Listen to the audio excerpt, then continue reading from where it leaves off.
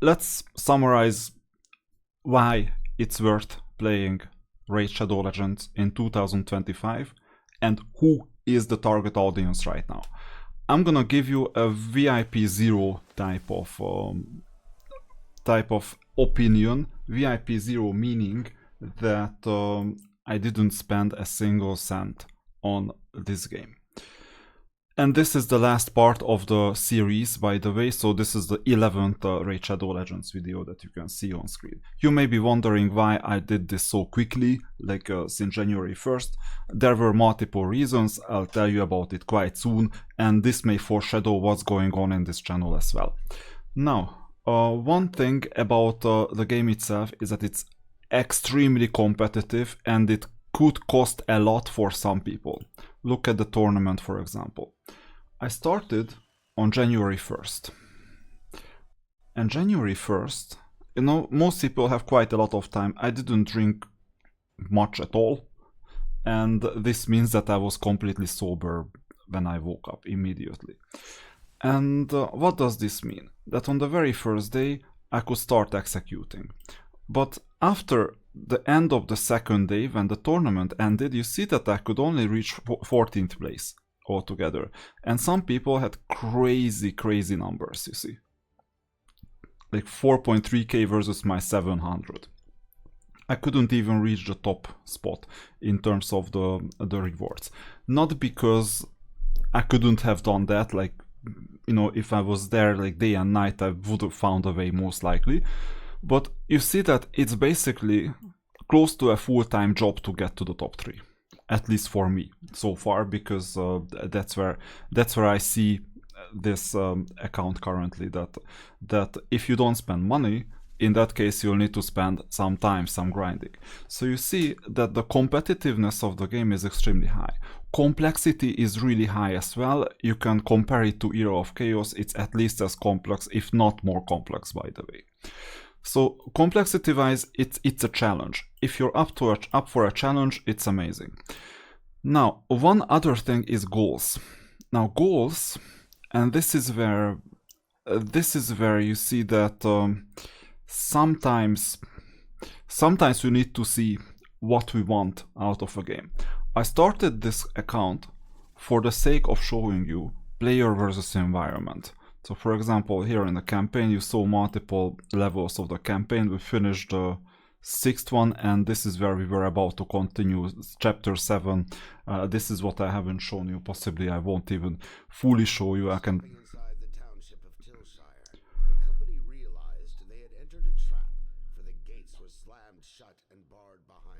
can show you the basics, basically, just to get started and just to see some entertaining footage while I summarize the game itself. It seems like that the team always gets into a trap. Visibly entranced, we're herded by orcish guards to an inner court where Bad El-Khazar, the dark necromancer, was lording his power with the scepter of Surath. Sensing the presence of stronger spirits, the necromancer suddenly roared out, "Guards, arrest them! They are the queen killers. Give no quarter should they resist." That's a New Year's Eve mood, so sounds like a drunk necromancer. Anyway, so you see that this is yet another level. I just demo it in the meantime so that we have something to do while I basically explain my final opinion on what I think about this game specifically and who this is for. So I have concluded quite early that this game is not meant for player versus player competitive play unless you want to spend big time, or unless you want to spend your life on it. Your life meaning that it's basically a full-time job. Now, if you don't want to do any of these, then what you need to target is player versus environment PvE missions. Now, with player versus environment, there are quite a lot of things to do. And you know what the most positive thing about the game is? Is that unlike Era of Chaos, you can just chill. You can just chill in a sense that you can stop for a week, you can stop for multiple days and do nothing. and continue where you left off, and you can still level up your account, and you can still get rewards, and somehow you're gonna go through the rewards, the player versus environment missions, and so on. Is there gonna be some grinding involved? Yes, absolutely, quite a lot of grinding is involved still. At the same time, you can slowly but surely move ahead. You don't even need to watch any ads whatsoever other than the in-game offers that you just close, and this is how you make progress.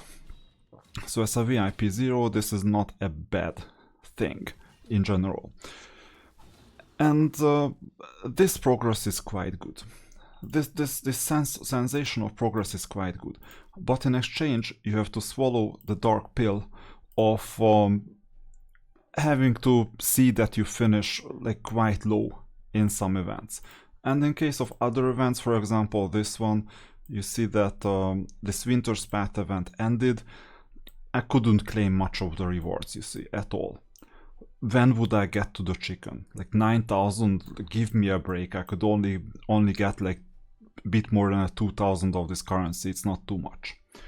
So altogether you will see that unless you grind a lot, obviously you won't get much of the rewards. And this is the idea. It's not a bad game at all. It's quite a good game altogether, with story, with the mechanics, with the possibilities, and also with the fighting system. It's excellent. At the same time, to be competitive, be warned that it will cost a fortune, either in terms of time or the opportunity cost. Well, that's time, the opportunity cost of your time or money. So it will cost either with time or money. That's kind of obvious. Why did I do these 11 videos, 10+1 videos? It's because there is a community free-to-play challenge coming, and the necessary condition to participate in that is that I had to upload 10 videos, which I've done relatively quickly. So this was kind of a rush as well. Whether I participate in it or not, that's another question.